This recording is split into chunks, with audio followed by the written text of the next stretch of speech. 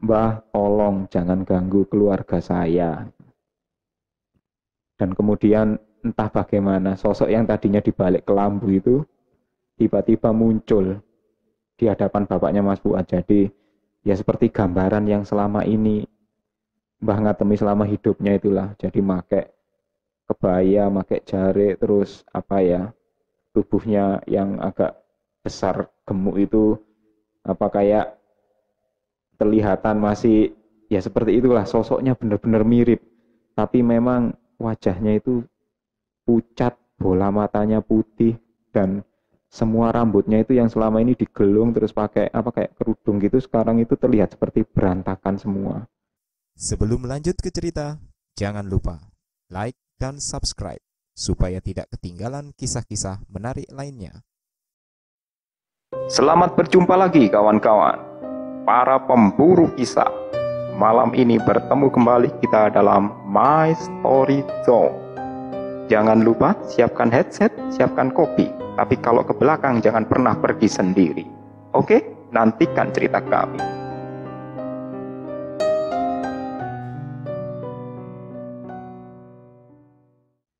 Assalamualaikum warahmatullahi wabarakatuh. Halo sahabat pemburu kisah, jumpa lagi dengan kita Mystery Zone, kumpulan cerita-cerita misteri dari para kontributor maupun pengalaman pribadi. Dengan saya Pak Jack dan rekan saya Kang Surya selalu siap di sini Pak Jack. Oke Kang Surya. Baik para sahabat pemburu kisah, di fragmen kali ini kita ada kiriman cerita dari saudara Fuad. Dari Mas Fuad ini ya. Benar. Mas Fuad ini berbagi cerita mengenai nenek-nenek penjual sayur. Karena kisah ini menurut Mas Fuad sendiri terjadi di masa kecilnya dulu. Akhir 90 akhir 80-an ya. Ya sekira masih kelas 3 SD mungkin, atau mungkin 9 atau 10 tahunan usianya waktu itu. Mungkin Kang Surya bisa lebih didetailkan ceritanya seperti apa? Oke Pak Jack. Jadi mungkin ini kisahnya juga sudah agak lama ini ya, akhir 80-an ini. Berarti ya lagi pula ini lokasinya juga di pinggiran kota ya. Mungkin ini agak seru juga ini kalau kita kisahkan. Mungkin langsung saja Pak Jack ya. Saya mulai kisahnya dari Mas Fuad ini ya. Jadi kisah ini berawal dari masa kecilnya Mas Fuad ini. Dia ini tinggal di suatu kota kecil, desa lah mungkin, pinggiran kota gitu. Kemudian menurutnya dia itu, tempatnya dia ini apa ya, walaupun desanya sudah cukup ya banyak penduduk lah, sudah aktivitasnya lumayan lah, mungkin listrik sudah masuk lah, cuman kendaraan itu agak jarang, transportasi itu agak jarang. Jadi ya kalaupun ada mobil itu hanya satu atau dua yang lewat di desanya itu. Kemudian juga paling banyak ya mungkin sepeda atau juga dokar ini ya, dokar jadi andong gitu. Kemudian kebiasaan di sana itu untuk belanja itu infonya kan kalau pasar itu agak jauh dari desanya. Ya kira-kira kurang lebih 5 km lah. Tapi kalau sekarang kan bisa jadi dekat ya, mungkin banyak transport, banyak kendaraan lah. Masa itu orang punya mobil saja katanya hanya 1-2, itu pun bukan di desanya, apalagi kalau harus ke pasar. Nah ini biasanya tiap-tiap desa itu punya orang yang biasanya belanja di pasar, kemudian dijual lagi di mungkin di salah satu rumah penduduk atau di pertigaan jalan. Jadi ibaratnya pasar kaget gitu. Jadi hanya satu atau dua orang yang jualan gitu. Atau ya. Tukang sayur ya. Sayur. Tapi kalau dulu istilahnya Wulijo kalau orang Jawa. Iya, kalau orang Jawa Timur wulijo. Ya. Jadi orang jualan sayur tapi nggak banyak sih, sedikit aja. Cuman biasanya pesan-pesanan dari para warga kampung itu di dasar digelar di tikar. Nah itu biasanya banyak dulu waktu zaman-zaman itu ya Kang Surya. Iya. Jadi ini kebetulan salah satu orang yang dipercaya di desa itu katanya ini ada Mbah Ngatemi ini, katanya Ibu Ngatemi ini biasanya memang sudah terbiasa. Jadi pergi ke pasar kecamatan gitu yang letaknya 5 kilometeran dari desanya itu, kemudian balik lagi itu sambil membawa semua barang belanjaan, kemudian juga dia menggelar dagangan sayurnya, termasuk ketika mungkin ada ibu-ibu itu yang menitipkan belanja pesanan. Jadi ya ibaratnya kalau zaman sekarang mungkin jasa titip mungkin gitu Pak. Mungkin modernnya gitu ya, zaman sekarang just tip gitu ya. Nah ini yang bikin seru ini, kisah ini kayak semacam rutinitas harian yang seolah-olah beliau ini, Mbah Ngatemi ini sosok yang penting untuk kelangsungan memasaknya ibu-ibu di desa tersebut. Jadi karena mungkin sosok yang sangat penting, terus ya aktivitasnya dengan semua ibu-ibu di sekitar kampung itu banyak yang kenal. Jadi ya ibaratnya seperti juragan sayurnya lah.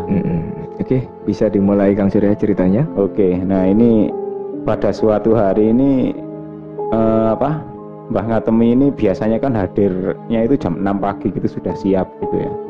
Nah ini sambil menggelar dagangannya, jadi kayak ditaruh di terpal gitu, kemudian ada sayur-sayuran di situ yang dijual. Kemudian kalau nanti ada titipan ibu-ibu itu biasanya ya disendirikan, tinggal nanti ibu-ibu itu datang ngambil pesanannya, kemudian ya dimasak di rumah. Dan ketika itu nanti dagangannya sudah habis semua, biasanya Mbah Ngatemi ini mungkin di sore hari atau menjelang maghrib itu berkeliling ke rumah ibu-ibu itu. Jadi istilahnya ya mungkin besok mau titip apa, mau pesan apa lagi, besok saya ke pasar kecamatan jam sekian mau pesan apa lagi. Nah sekaligus ngambil istilahnya ongkosnya belanjaan yang tadi pagi. Nah itu rutinitas yang sudah umum di desanya Mas Fuad katanya. Lah kebetulan pada hari itu Mbah Ngatemi ini tumben suatu hari itu kok tidak muncul dari pagi gitu. Jadi ya orang-orang kan juga penasaran, ada apa sih ini, apakah mungkin ada yang janggal, mungkin ada permasalahan di pasar, mungkin ada kasbon, terus uangnya nggak cukup jadi nggak belanja. Jadi ya pikirannya orang-orang macam-macam gitu, karena kan biasanya kan banyak ibu-ibu itu yang istilahnya hanya ngambil saja tapi juga belum bayar, bahkan sampai seminggu 2 minggu itu baru bayar. Nah kadang-kadang Mbah Ngatemi ini juga ya sempat cerita bahwa ya kadang-kadang kesulitannya itu di situ, apalagi kan beliau ini kan tinggal sendiri di desa itu. Jadi ya mungkin sanak familinya itu mungkin ada di desa lain atau di kota lain, tapi karena memang sudah dianggap warga sendiri sama warga desa di situ, jadi ya dianggap normal-normal saja. Nah pada hari itu Mbah Ngatemi itu tidak muncul sampai siang hari. Akhirnya kan ibu-ibu juga penasaran, kadang-kadang juga datang bawa andongnya itu kok juga tidak muncul gitu loh. Apakah pasarnya ada sesuatu atau apa gitu. Akhirnya sampai menjelang sore barulah ada kabar dari Pak Kami Tuwo, Pak Kami Tuwonya di desa, kalau Mbah Ngatemi ini kecelakaan di perjalanan menuju pasar gitu.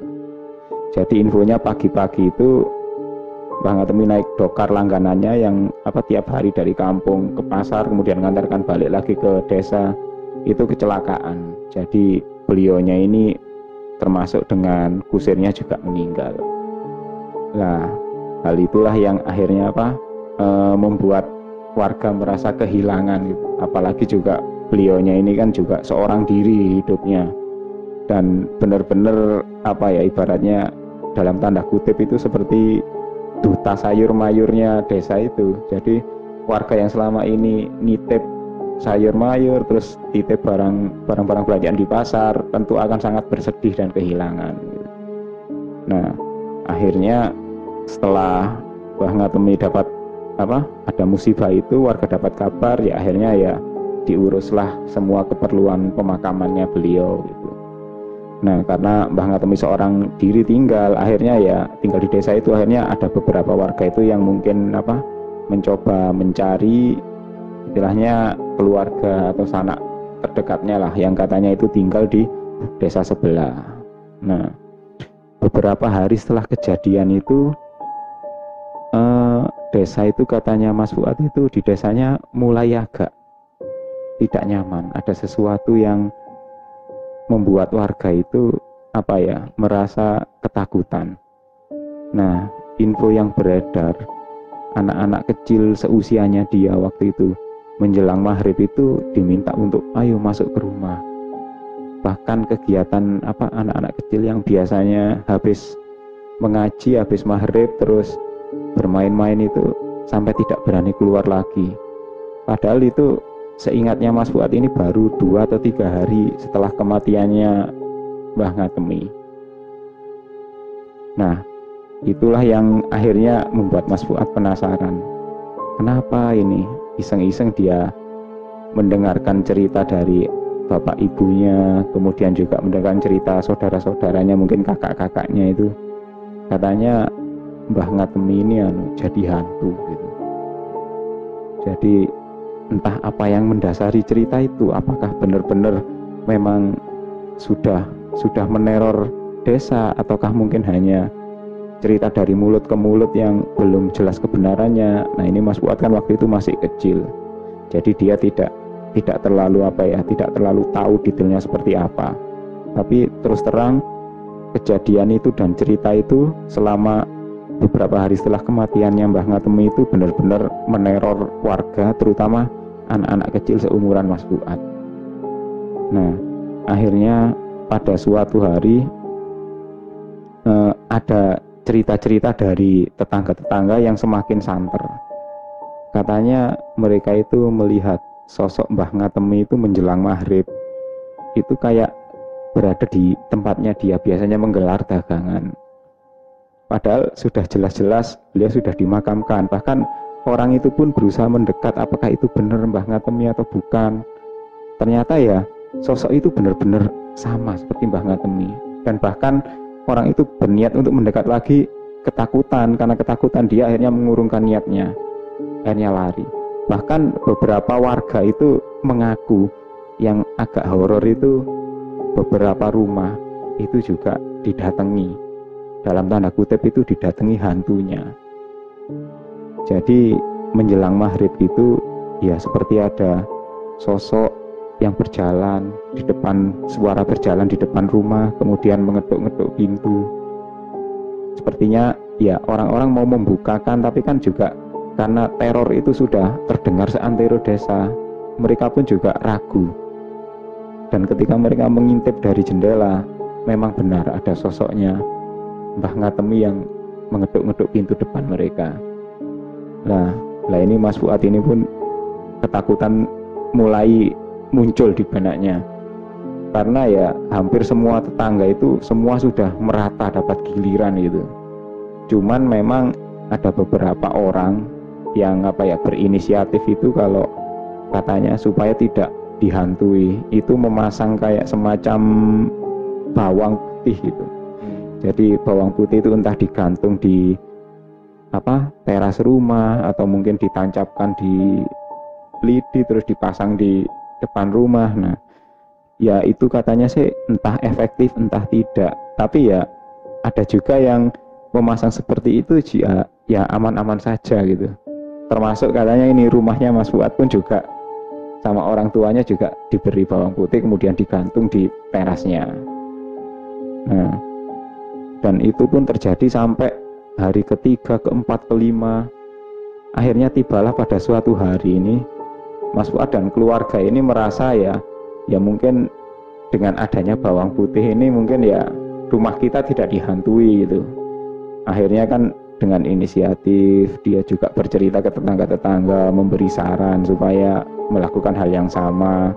Ya mungkin ada tetangga juga yang ngikutin, ada juga yang istilahnya ya tidak peduli, yang penting kalau ada yang ketuk-ketuk pintu tidak saya bukakan, sudah saya takut katanya gitu. Nah akhirnya pada malam, kalau nggak salah ini malam kelima ini, nah Mas Fuad ini dan keluarganya ya merasa maghrib itu benar-benar waktu yang sangat waktu yang sangat membuat mereka itu ketakutan gitu. Jadi sore menjelang maghrib itu membuat mereka itu sangat ketakutan sampai tidak berani keluar. Bahkan sampai habis maghrib sampai menjelang malam itu benar-benar waktu yang sangat sangat menakutkan lah, sampai mereka itu menunggu waktu yang lama sampai matahari terbit di pagi harinya itu untuk Mas Fuad itu anak-anak seusia dia itu sangat benar-benar menakutkan. Nah pada suatu hari, kalau nggak salah hari kelima seperti yang tadi saya sampaikan, itu di depan rumah Mas Fuad ini seperti ada orang yang berjalan, padahal itu di malam hari. Dan apakah itu warga kampung atau tidak, biasanya kalau ada warga kampung atau tetangga, mereka mesti mungkin memanggil keperluannya apa. Kalau ini tidak, hanya suara langkah kaki yang berjalan di area depan rumah. Nah ibunya Mas Fuad ini berusaha inisiatif untuk melihat ke depan, tapi tidak ada sosok orang pun sama sekali. Akhirnya ya dibiarkan saja. Bapaknya Mas Fuad pun juga merasa ya biarkan saja. Mungkin itu hanya istilahnya orang lewat, tapi ya belum ada keperluan atau sekedar orang lewat di depan rumah gitu. Anggap aja tidak ada apa-apa, karena ya mereka sudah merasa dengan masang bawang putih di depan teras itu sepertinya akan baik-baik saja gitu. Nah saat semuanya merasa baik-baik saja, tiba-tiba itu pintu depan rumah itu seperti ada yang mengetuk gitu. Tok tok tok tok. Barulah Mas Fuad dan semua keluarganya ini mulai merinding. Apakah benar selama ini kita sudah memasang bawang putih, pikirnya begitu ya. Tapi ini kok masih ada yang ketok-ketok pintu. Lah, bapaknya Mas Fuad mikirnya, mesti tetangga mungkin. Wong kita selama ini juga aman-aman saja. Tetangga-tetangga yang dalam tanda kutip itu masang bawang putih itu ya baik-baik saja. Ya mungkin tetangga ada perlu gitu. Ditunggu lagi. Tok tok tok. Wah, oh iya benar ya, mungkin orang beneran mungkin, karena kalau biasanya hanya ngeduk-ngeduk pintu kemudian ditinggal pergi katanya hantunya, biasanya seperti itu. Nah, akhirnya ketika mau dibukakan pintu, tiba-tiba ada suara manggil ibunya Mas Fuad gitu. Ija. Bapaknya Mas Fuad langsung terdiam. Sama Mas Fuad dan keluarganya termasuk ibunya juga diam. Itu suaranya Mbah Ngati gitu. Wah, ini beneran ini hantunya. Akhirnya ya keluarganya Mas Fuad ini sepertinya langsung pada waktu itu juga tidak berani mengambil keputusan gitu. Mereka seolah diam semua. Apakah kita membukakan pintu? Apakah kita harus bagaimana? Bukankah kita sudah memasang bawang putih di depan gitu? Jadi ya artinya mereka itu sama sekali tidak berpikir bahwa Mbah Ngatem ini ternyata juga menghantui mereka gitu. Akhirnya karena suara itu masih ketukan itu masih terus berlanjut, hanya bapaknya Mas Fuad ini berinisiatif semuanya masuk ke kamar aja gitu. Karena ketukan itu terdengar lagi. Tok tok tok tok. Jadi manggil ibunya Mas Fuad. Mungkin namanya Bu Ija atau apa gitu ya. Ija gitu sambil ngeduk-ngeduk pintu. Karena ketakutan akhirnya Mas Fuad, saudara-saudaranya, bapaknya sama ibunya semuanya itu masuk ke dalam satu kamar gitu. Jadi kamar-kamar rumahnya kan biasanya kan kalau di desa itu kan nggak ada pintunya gitu, hanya ada kelambu gitu aja ya. Masuk ke kamar, kelambunya ditutup, dan untungnya jendela kamar itu yang melihat keluar itu juga sudah tutup, ada kayak korden atau apa gitu. Jadi mereka merasa benar-benar aman di dalam gitu. Ya sudah, kita nunggu di dalam aja sambil nunggu hantu itu pergi, karena terus terang katanya bapaknya Mas Fuad pun juga nyalinya sudah ciut gitu mendengar suara itu, karena suara itu familiar sekali dan mereka sekeluarga semuanya mendengar. Akhirnya karena suara itu masih terus, ketukan itu terus saja, kok nggak pergi-pergi. Akhirnya ya mereka pun bersepakat sebaiknya mungkin kita tunggu aja deh di kamar bareng-bareng sampai pagi gitu. Nah, tapi kemudian suara itu sepertinya ada suara langkah kaki gitu. Langkah kakinya itu bukan lagi di depan rumah atau mengelilingi rumah menuju jendela, bukan. Tapi langkah kakinya itu di dalam rumah. Loh, bapaknya Mas Fuad sama Mas Fuad sendiri juga bingung, ini keluarganya kok sudah lengkap semua, bapak, ibu, terus kakak-kakaknya Mas Fuad juga ada di dalam kamar semua, berkumpul jadi satu. Lah ini siapa ini yang berjalan di dalam rumah gitu. Saat itu tiba-tiba penerangan lampu yang agak redup di rumah itu menangkap sosok bayangan itu berdiri di depan kelambunya kamar. Nah, sosok itu seperti apa ya? Mirip sama, yaitu mirip Mbah Ngatem itu, jadi kak sosok bayangan yang pakai kebaya sama jarik gitu.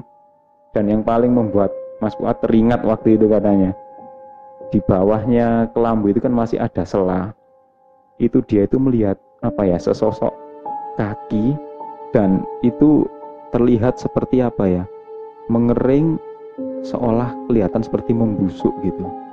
Saat itulah Mas Fuad merasa bahwa selama ini cerita-cerita dari guru-gurunya, teman-temannya, orang tuanya, atau mungkin juga orang tua teman-temannya, bahwa kalau hantu itu tidak menginjak tanah. Mas Fuad saat itu mulai tidak percaya dengan cerita itu.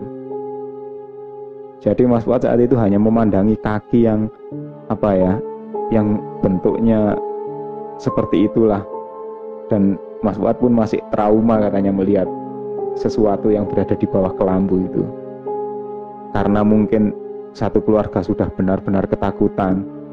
Saat itulah mungkin bapaknya Mas Fuad ini sudah putus asa dan nekat gitu. Dia berdiri dan mendekati sosok itu dan berkata, "Mbah, tolong jangan ganggu keluarga saya."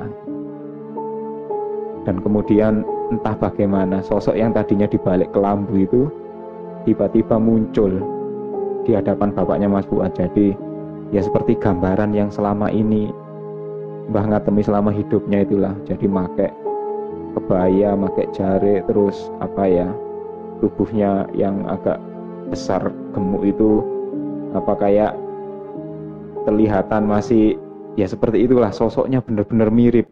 Tapi memang wajahnya itu pucat, bola matanya putih, dan semua rambutnya itu yang selama ini digelung terus pakai kayak kerudung gitu, sekarang itu terlihat seperti berantakan semua.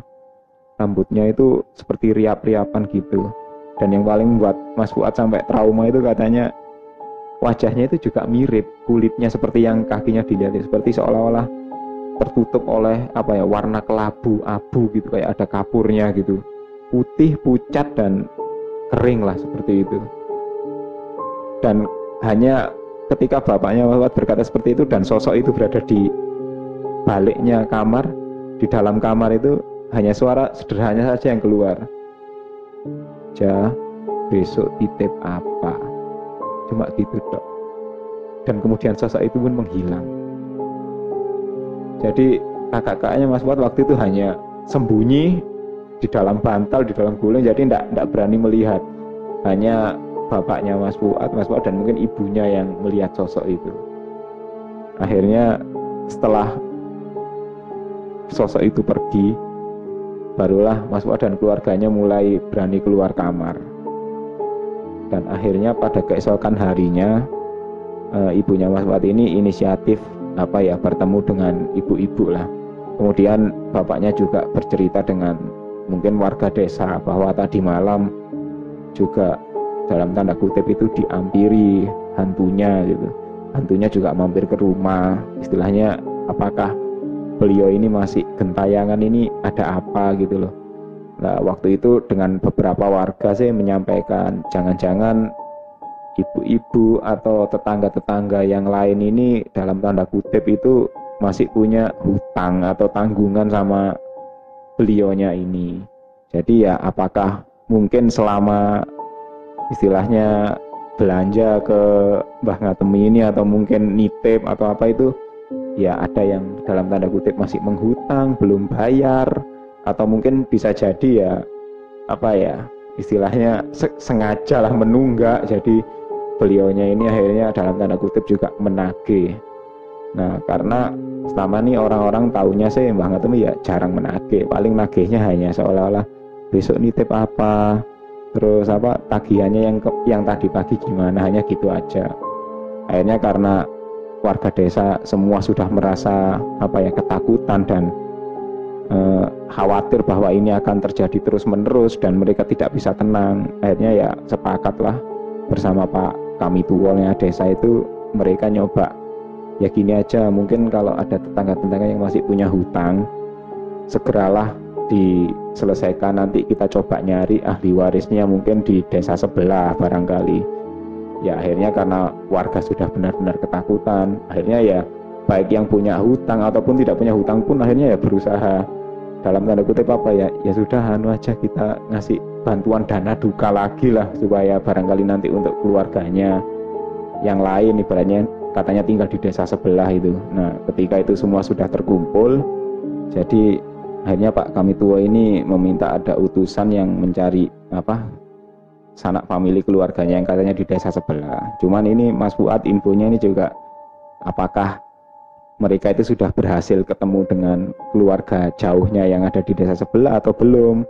Tapi ceritanya Mas Fuad sepertinya warga kemudian dengan dana itu atau sebagian dana itu berinisiatif bikin kayak selamatan gitu, selamatan buat nyelameti ya beliaunya ini, Mbah Ngatemi ini, sampai 7 harinya, kemudian 40 harinya juga. Dan katanya Mas Fuad setelah ada ya istilahnya kirim doa atau selamatan itulah, sosok itu berangsur-angsur tidak meneror warga desa lagi. Jadi ya kayak semacam ibaratnya itu kirim doa lah warga desa untuk beliaunya, katanya gitu. Jadi ya ini kisahnya benar-benar sepertinya di luar dugaan gitu ya. Istilahnya saya paling seru ini dengan ceritanya Mas Fuad tadi, bahwa selama ini dia itu percaya bahwa hantu itu tidak menginjak tanah, katanya gitu, dan sekarang dugaannya itu meleset katanya. Itu yang poin yang paling saya istilahnya ya unik juga ini kisah pernyataannya Mas Fuad ini. Jadi gitu Pak Jack kisahnya Pak. Ya bisa jadi Mbah Ngatemi tadi masih belum nyadar kalau beliaunya sudah di alam yang berbeda. Mungkin bisa jadi juga seperti itu ya. Jadi aktivitas yang dilakukan setiap hari masih terus berlanjut dilakukannya karena dia nggak menyadari bahwa beliaunya sudah nggak ada. Iya, jadi kadang-kadang hal seperti itu karena mungkin Mbah Ngatemi ini rutinitasnya itu seperti itu. Jadi ketika dia meninggal pun juga dalam tanda kutip itu aktivitas itu masih berjalan, atau mungkin karena dia merasa dalam tanda kutip ini kalau saya bercanda ini ya, mungkin dedikasinya itu demikian tinggi gitu loh. Jadi untuk warga desa dan keperluan jualan sayurnya untuk warga di sekitar itu. Jadi masih terbawa sampai ketika dia sudah nggak ada gitu. Oke sobat pemburu kisah, terima kasih telah mendengarkan cerita misteri dari kami. Dan terima kasih juga untuk Mas Fuad atas berbagi kisahnya dengan kita. Dan jangan lupa nantikan fragmen-fragmen kami selanjutnya. Tetap bersama Mystery Zone. Oke, sampai jumpa di fragmen selanjutnya. Assalamualaikum warahmatullahi wabarakatuh. Bye-bye.